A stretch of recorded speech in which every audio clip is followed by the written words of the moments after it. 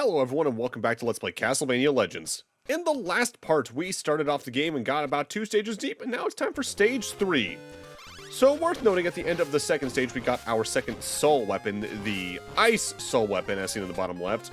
Worth noting, as brought up last time, whenever you actively get a new sub-weapon, it is automatically equipped to you, but you can swap it just by pressing the select button and going into the menu and moving the cursor left and right.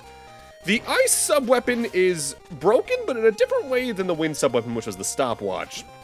The Ice sub-weapon is a full HP recovery whenever you wish it, but it does cost a whopping 20 hearts to use, which is easy to regain, but depending on the situation, you might want to save your hearts and use the more defensive Time Stop or the later sub-weapons that might be a little more offensive in nature instead. Again, though, like I said, the sub-weapons in this game, on top of the general game structure and all that, let alone burning mode, does make this easily one of the easiest Castlevania games, period. I wouldn't describe it as brain dead like I know some people describe very easy games, because you still do need to actively react to enemies in good fashions and all that, and pace yourself well. But it is definitely the easiest of the classic-styled Castlevanias. Meanwhile, having recently replayed them all on stream in various ways, the easiest Metroidvania is probably between Symphony and Dissonance, as all of the others have just enough extra stuff going on where it can be a little more dependent on how you actively build yourself. Well, either they have more going on where you have to worry about builds, or there's Circle of the Moon, which has actively somehow less going on than some of the classic Vanias, and equipment drops are really rare, and boy. I'll cover that one soon enough, so don't worry, I'll get my thoughts out on that, but man, Circle of the Moon is definitely my least favorite of those. If you're lower on health, make sure you specifically get that circular leg, as once you go through this door, it's time for the game's first mini-boss, which I believe is against the, I think this is called the Lesser Dragon, Smaller Dragon, something like that. This thing will move back and forth a little bit on the floor before going up in the air and spewing 3 fireballs in a spread shot before going over to the other side of the screen to do the same. Pretty easy pattern, but not for nothing. It's pretty easy to get hit by the fireballs until you realize you can actively just stand below it. It doesn't have too much health though, so I really don't recommend using your burning mode unless you entered with very low health to begin with, either by not grabbing that specific turkey leg a moment ago, or by grabbing it and still not having too much health. Mind you, you could also go full out aggressive with burning mode and just use it against any boss fight adjacent deal like that, and then just take a death intentionally afterwards to restore it, but I like to prolong my lives as long as I can in these games, so yeah, I'm saving burning mode for when I actually need it. This specific room is rather important, as the branch to get this stage's collection items here. Specifically, as we climb up here, look for the first door coming up on the left. That's the path we need to go through. In the meanwhile, let's talk more about the game staff. This game's producer is Hiroyuki Fukui, who actively started as a staff member for the MSX version of Twin Bee, as well as a director for Penguin Adventure on the MSX, a game he actively worked with a specific Mr. Hideo Kojima on. After that, they actively continued to collaborate, as Fukui was a main programmer on the original Metal Gear, Snatcher, and Metal Gear 2 Solid Snake, before performing as both a programmer and director for the various Game Boy Teenage Mutant Ninja Turtles games. He was also a producer for Symphony of the Night and Vandal Hearts alongside this game before his credits start to peter off after 1999. This is the room that contains the candle where our collection item is for this stage. You might have noticed the path actively continued on to the left beyond the chain we climbed to get up to this room. You can go over there, and there's more candles with hearts and all that. I think there might even be a turkey leg over there, but there's also a trap room where you'll be forced to fight a couple of zombies, I believe. I don't recommend going all the way to the left. It's just not worth your time. Collection item for this stage is the good old dagger, so we got 3 of the 5 sub-weapons from the original Castlevania all collected. Now we just gotta get to the end of the stage and face the boss fight. Which, by the way, it's funny, this stage is actively this game's clock tower, but you really can't tell it's the clock tower until, like, the last few screens when there start being gears. I guess maybe they wanted to do a thing where there was only machinery for the clock tower when you get closer to the top or something. I don't know, it just feels like the theme isn't quite on point there. Going back to this game's dev staff, the director for this game is Koki Yamashita, who started as a programmer for the NES version of Contra. They were also an animation designer for the original Konami TMNT arcade game, which became the second NES game more or less, before being a programmer for Snake's Revenge, the American-only Metal Gear sequel, as well as the first TMNT NES game. After that, they started being a director on several projects, including this, Castlevania Dracula X on the Super Nintendo, one of the Game Boy Goemon games, specifically the one we actually got here in the West. Their final role as a director that Moby Games lists at least was on ESPN Final Round Golf 2002 for the GBA. Mind you, very likely, given some of their other credits, they were also a notable programmer for this game alongside the main programmer that's credited outright as one, Yoshitaro Yamaguchi, who only worked on this and then was a field programmer and event and demo programmer for one of the PlayStation Goemon games. The graphic designer for this one is Kazunobu Uchida, with this game being their first credited role. They then did field design for that same PS1 Goemon game we just brought up, before doing various graphical roles for the two PS1 Love Hina titles. The rest of their credited roles are on licensed anime titles, namely for the GBA and PS2, namely doing scenario work for what I recall being a really neat GBA game, Shaman King Master of Spirits, alongside being thanked in the latter two GBA titles for that series, as well as being the director for the PS2 Shaman King Power of Spirit, and also directing the GBA's Rave Master Special Attack Force. Man, that's a lot of early 2000s in a nutshell right there, huh? We already covered the sound team back in part 1, so the next role is this game's product designer, which I'm assuming is advertising or package design in some form. Either way, it was done by Tsukasa Hiyoshi. Their primary role was doing just that across multiple titles, such as their work on Symphony of the Night, the Game Boy Color game based on the Jim Carrey Grinch movie, and Vandal Hearts, alongside several other titles. But they were also on the programming team for the original Getsufuma Den, that game that didn't get a sequel until I believe 2021. But they were also a pretty important team member for The Adventures of Bayou Billy on the NES, which we've covered a couple times now. Namely, they were one of that game's planners, directors, and programmers, all of those roles having multiple people assigned to it. I'm assuming either due to it just being a relatively large project, or frankly probably development hell in some form, even in the 80s. Finally is the special thanks section, which of course credits us, the players, as usual. Team Aperon is also credited there, and I can find nothing on them. I'm not sure if they were like a shadow team that was pulling some assist work, or what. Most of my research for Aperon in that regard brings up just this game's exact credits list, so that's probably not exactly a group that's easy to find information on. The active individual credited in there is Toyohiro Yamada. This was their first special thanks role alongside the Goemon Game Boy game, Sega Saturn version of Symphony of the Night. But most of their work was in some form of advertising or package designing, namely doing so for Cyborg Kuro-chan Devil Fukatsu for the Game Boy Color in 2000, GKO GI Stable, which was an N64 horse racing simulator, International Superstar Soccer 99 for the Game Boy Color, and that same PS1 Goemon game. I always do find it kind of funny how small the dev teams are for Game Boy games compared to their console equivalents, even at the time period. And I get it, because generally speaking, the games are smaller both in data size and they have to be smaller scale. But when I look at that compared to the install base of the Game Boy compared to any of the major consoles at the time, it just comes across as kind of funny, I won't lie. But that's the thing about scale, it's important, and having smaller projects with smaller teams makes sense! Either way, boss of the clock tower in a Castlevania game, get this, is the Grim Reaper, who's probably at his easiest in the series here. He jumps from one side of the screen to the other, throwing a scythe that'll track across the screen and then make its way back like a boomerang here and again. Burning mode actively is still really useful here, but not for nothing, he actively gets to fight back through it, as he spends a good amount of the fight jumping from side to side, so he's actively out of your reach for a lot of it. With that, though, we of course now have gotten our next sub-weapon, and it's probably the worst one in the game, honestly. The flame sub-weapon just does damage to every enemy on screen. And at 5 hearts a pop, it's alright. You can use that to kill enemies in awkward corners pretty easily, keep yourself safe, but why use 5 hearts to do a little bit of damage to all enemies on the screen when you could use those same 5 hearts to use the wind sub-weapon and just completely ignore the enemies with them time-stopped? It's just kind of a weird trade-off. Honestly, if anything, what could maybe make this particular sub-weapon a little more useful is if they actively reordered the sub-weapons in which order you get them. Maybe getting the 4th one first could be pretty interesting for reasons we'll get into when we grab it later this part. Then maybe this one, then either the stopwatch or the total heal. Because what makes some of the sub-weapons very, very powerful is their costs, yes, like how spammable the stopwatch equivalent is in the wind sub-weapon. But also just for how much of the game you have it is a big note there too. To compare, for instance, the 5th sub-weapon we get, no matter what, should be placed last, I think, because for its cost, its ability is ridiculous, but you really have to go out of your way to grab that one for reasons we'll go over when we get it. Meanwhile, the stopwatch, for instance, is super powerful and spammable, but it also really helps by how early you get it. Say if you got that in stage 3 instead of stage 1, it would be allowed to maybe be more of something that redefines how you go through the stages moving forward, rather than just completely set you in one gameplay style from pretty much the start of the game.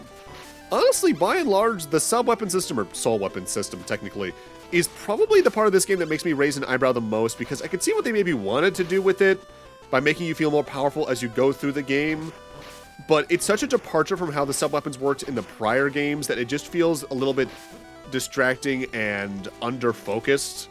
Maybe their intent was making Sonya the first Belmont and having her gain these powers as a way to explain why the Descendants can do what they do in later titles, but I don't know, it just feels a little eh. Mini-boss for this stage is good old Medusa, who patrols left and right, and then does the same thing while stabbing her sword forwards.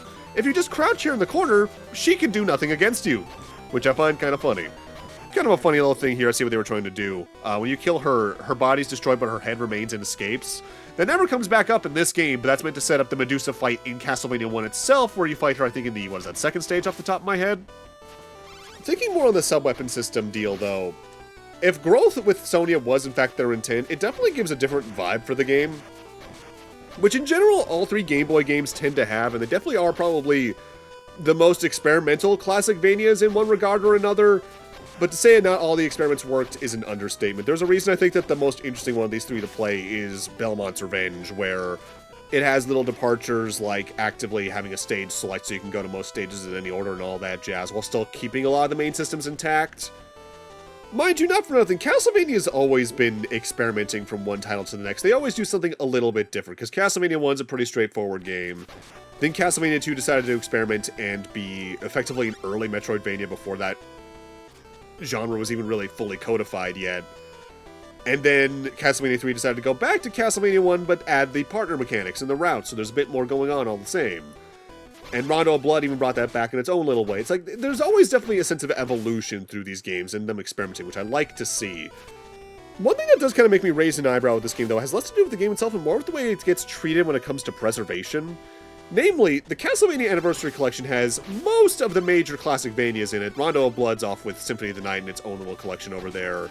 But it does have Castlevania The Adventure and Belmont's Revenge, the other two Game Boy titles. But Legends is completely absent from that. And maybe their whole thing was maybe trying to keep the Anniversary Collection games to the ones that are canon. But then they threw Kid Dracula in there on the NES, which I'm not even sure if that's technically canon. And Dominus Collection had Haunted Castle and a new remake of Haunted Castle put into it, so there's weird stuff with that. I'm not even sure where Rebirth falls in all this, by the way. It just feels weird this game was ever put into one of those collections. It does have a re-release more recently, at least, because I think in like 2023 or so, this was put onto the Nintendo Switch Online Game Boy stuff, which I'm glad at least it's available to be played nowadays through methods like that, but it just feels weird that this game got kind of excluded from the collections all the same. Either way, be careful in that prior room. Every single one of those lighter candles is a trap candle, and they actively contain an enemy, usually either one of the spiders from this stage or one of the bats. But we need to brave our way through that room, as the collection item for this stage is in this room just beyond it, and afterwards we're going to need to backtrack our way down and actively curve around that one room to reach where the boss is. And worth noting, if you weren't paying attention to the start of stage map that is at the start of every stage in this game, as well as like Castlevania 1, we're actively coming up on the top floor of the castle where Dracula himself usually lies, so we're getting close to something happening here at least. The collection item for this stage, by the way, as you saw, is the good old Holy Water. Sadly, there's no real equivalent to that in this game's subweapons. Mind you, do you really need a Holy Water when you have an easy access stopwatch at any point in time? Once again, it is really ridiculously powerful. So something I should note is that largely, I think this game has decent level design. I think it's a lot more interesting than, say, some of the parts of Belmont's Revenge or The Adventure, where there's no real, like, weird crusher walls that you really need to sprint to outrun and all that. With that said, I do think this game kind of runs the opposite way with it, where the level design is good, but it doesn't do a lot interesting with it, if that makes sense. Like, there's very few stage gimmicks here that makes the stages stand apart from one another outside of exploring to find the collection item. Which does kind of put this game into a weird state where they're clearly experimenting a lot with the main mechanics, but their level design just doesn't also fit that experimentation potentially. It kind of makes this game ultimately feel like the most unremarkable of the Game Boy games, when I don't exactly think that's true, because Castlevania The Adventure, I think, is definitely a much worse game. I guess it just ultimately makes this the least remarkable of the three Game Boy games, which I guess I can technically largely agree with. I will say, though, despite its relative unremarkableness, I definitely do prefer to play this over some other Castlevania titles, namely American Castlevania 3, just because I don't like that damage curve. Super Nintendo Dracula X has its real cool highlights, but man, when that game gets to be a pain, it gets to be a pain. Castlevania The Adventure is kind of a no-shit Sherlock situation here, because oh my god, is that game not great. And yeah, probably the original Haunted Castle, which I'll cover at some point. The big question is, though, would I prefer to play this over any of the Metroidvanias? I think the answer to that is yes, because I really don't want to replay Circle of the Moon that often. Either way, we're coming up on the boss for this stage, and we actually have a cutscene before them, so let's see what's going to be said. Sonia. I didn't think it was true, but it is you. Alucard. I could say the same. What are you doing here? Listen to me, Sonia. This is not a place for someone like you. But, Alucard... This problem concerns only me and my father. I've come to fight the lord of this castle. I cannot let my father, Count Dracula, get away with this. I must do this for my mother, and for the world that she so dearly loved. Please understand. I am the only one who can make amends for the sins committed by my father. And there is no reason for you to get involved in this battle. Sonia, I could not bear to lose you too. Now turn back. Thank you, Alucard. You're probably right. In fact, you've always made the right decisions. But I have no intention of going back now. Just as your father was granted strength from the evil deity to conquer the world, I have been granted strength to fight your father. I will not run away. We all decide our own fate. It was you who taught me that, Alucard. All right, Sonia. Then show me this strength you believe so strongly in. For I, too, want to believe. Let us test this strength on me. Prepare yourself. Boss 4 is good old Alucard. He tries to dash across the screen and hit you with his sword, but every couple of hits he reacts rather strongly and gets knocked back, so if you burning mode and become invincible, you can just lock him into a corner and he, frankly, cannot do much to fight you. This is arguably the easiest boss in the game with burning mode. Ugh. I had no idea you would become so strong. Oh, Alucard. It looks like this time it is I who have learned a lesson. Alucard, did you purposely? No, Sonia. You have made me believe in your strength. Alucard, I'm so sorry. Do not trouble yourself about it, Sonia. Now I must sleep. I fear we shall not meet again. Farewell, my beloved, my beautiful vampire hunter. Alucard! Alucard, I will never forget you. Farewell, my dear Alucard. And thus, in this now non-canon portion of the timeline, he sleeps until Castlevania 3 happens. But we at least get our new subweapon for beating him, which is probably the worst placed subweapon in the game because this really should have been our first one. But with that, I'm going to need to end this off here. Thank you guys for watching, and in part 3, we're going to go finish off Sonia's journey. See you guys then.